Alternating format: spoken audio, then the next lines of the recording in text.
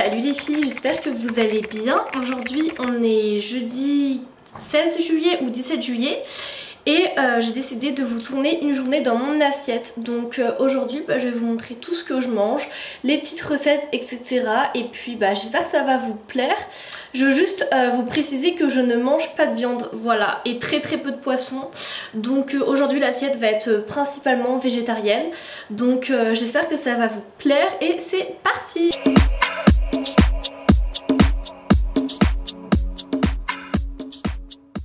Il faut savoir que moi le matin je ne mange pas parce que je fais le jeûne intermittent.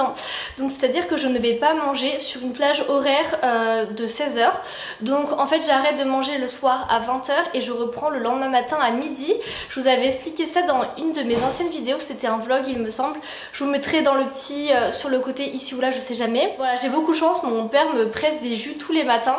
Donc ce matin il y en avait un. Donc j'ai bu ça environ vers 10h, un peu après m'être levée.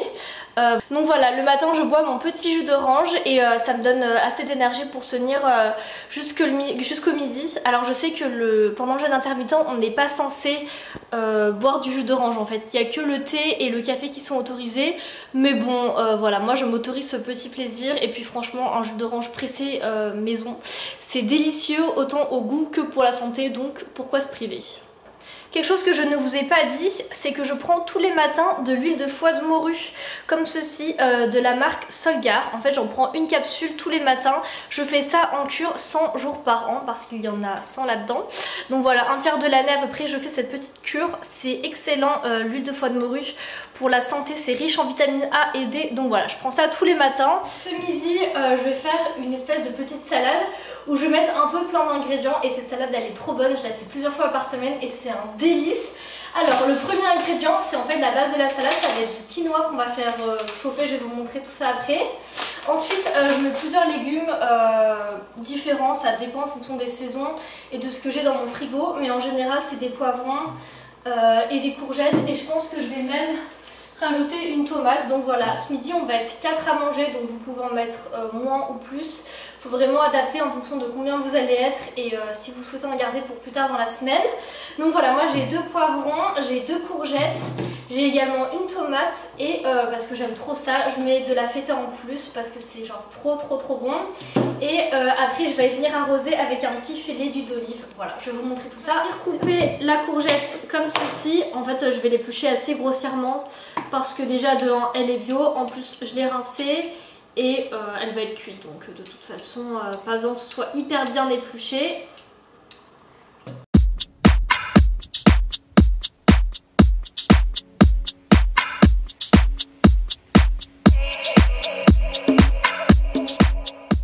On va venir vider les poivrons et on va faire exactement pareil, on va venir les couper en lamelles. Donc d'abord j'enlève tous les petits pépins à l'intérieur qu'on ne veut pas venir forcément manger parce que c'est pas très bon.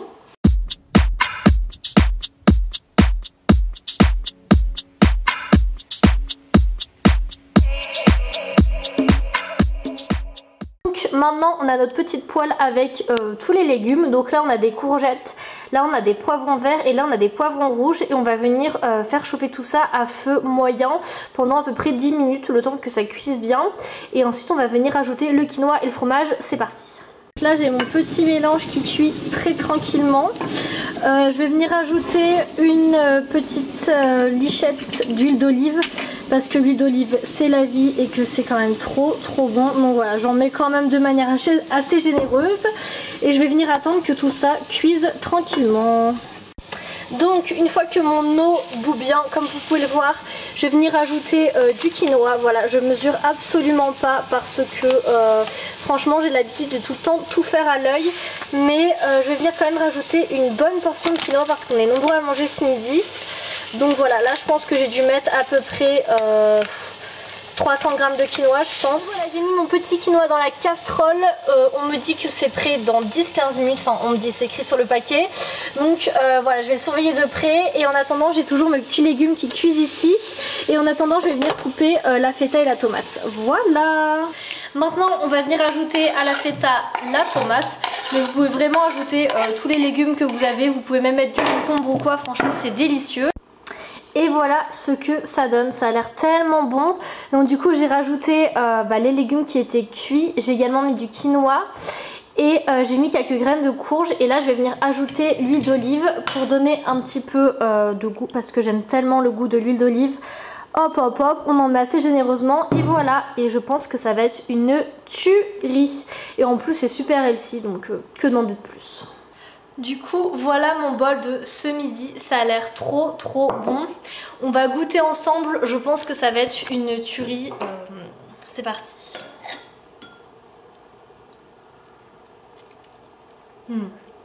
C'est trop bon. Bon bah je file me régaler et je vous retrouve pour le goûter. Comme vous avez pu le voir, pour le déjeuner je ne prends jamais de dessert. C'est une habitude que j'ai prise à force d'habiter à l'étranger où les gens ne prenaient pas de dessert en fait. Parce que finir son repas sur une touche sucrée c'est très français et il n'y a quasiment qu'en France qu'on fait ça. Donc du coup moi je ne le fais plus du tout et je ne finis jamais mon repas par une touche sucrée. Par contre ce que j'aime beaucoup faire c'est prendre un goûter vers 16h-17h. Je mange systématiquement en fait, sinon j'ai faim avant le dîner. Et en plus comme je fais le jeûne intermittent, 2 repas par jour ça reste quand même assez léger. Donc du coup je prends un goûter. Au moment un goûter que je prends tout le temps c'est ça. En fait c'est des pommes, des morceaux de pommes avec du beurre d'amande et c'est juste une tuerie. C'est super simple à faire, c'est bon pour la santé. Et puis ça me nourrit en fait, ça me tient encore jusque 19h, jusqu'à ce que je dîne en fait. Donc voilà, je vais manger tout ça en continuant à travailler et puis on se retrouve tout à l'heure pour le dîner. Alors du coup pour le dîner de ce soir, on va faire des briques aux épinards et aux chèvres. C'est super bon, je le fais pareil super régulièrement et c'est végétarien donc voilà, il n'y a rien de plus simple, il faut seulement 3 ingrédients. Alors pour ça il va falloir évidemment des feuilles de briques, ici j'en ai 8, mais on va venir les couper en deux donc ça va faire 16 en tout. Ensuite il faut des épinards hachés, les mains ils sont surgelés parce que c'est plus pratique et il faut du chèvre. Je prends des assez grosses quantités parce qu'on est nombreux à la maison donc j'en fais pour pas mal de monde, mais évidemment si vous êtes tout seul ou juste deux, il faut évidemment adapter les quantités et les réduire. Donc c'est parti. Dans une poêle qui est quand même assez grande, on va venir mettre les épinards à l'intérieur. Donc pour ça, après moi niveau quantité je mets vraiment au hasard. Mais voilà, je cuisine là pour 5 personnes donc il en faut quand même pas mal. Hop, je fais vraiment à la louche, mais là je pense qu'il y en aura assez. Si vous avez des épinards frais, c'est encore mieux. Moi je ne demandais que des surgelés, donc voilà. Là je vais doucement attendre qu'ils refroidissent et qu'ils fondent entre guillemets. Et ensuite je viendrai ajouter le fromage de chèvre que j'ai préalablement découpé avant. Voilà, quand ça aura chauffé, je vais venir ajouter le fromage de chèvre. Ensuite je vais venir garnir les petites briques qui sont juste là.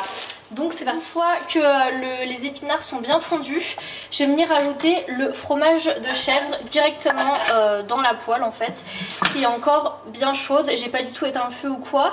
Maintenant que la tambouille est prête, on va venir remplir les feuilles de briques avec. Donc pour ça, en fait je vais vous montrer comment on les plie tout simplement. Donc tout d'abord on commence par replier l'intérieur comme ceci. Prendre un petit peu de la tambouille que j'ai faite juste avant. Faut pas que ce soit trop liquide non plus, sinon ça va un peu perforer les côtés.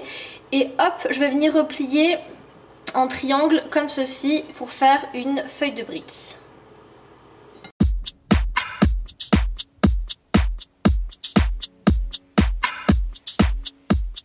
Donc là c'est bon, j'ai fini de faire toutes les briques. Maintenant on va venir les enfourner pour environ 15 à 20 minutes à 200 degrés. Donc voilà, c'est à vous de vérifier votre four et comment ça cuit. Mais moi je mets à peu près 20 minutes 200 degrés. C'est parti, vous allez voir le résultat à la fin, ça donne trop envie. Au final ça a l'air super bon. Bon, on va passer à la dégustation. Franchement c'est chaud mais c'est trop bon. Quand j'ai un petit creux et que c'est la fin du repas, j'avoue que de temps en temps je prends ça. Ce truc c'est le meilleur chocolat au monde, c'est un Lindt 90% cacao et franchement c'est trop bon. J'en prends un petit carré tous les soirs avant de m'endormir ou en fin de repas et franchement c'est une tuerie. J'espère que ma vidéo une journée dans mon assiette vous a plu et qu'elle vous a donné des petites idées de recettes. Moi ça m'a fait super plaisir de la tourner et je pense que j'en tournerai d'autres peut-être plus tard avec d'autres recettes parce que franchement j'ai trouvé ça super cool à filmer.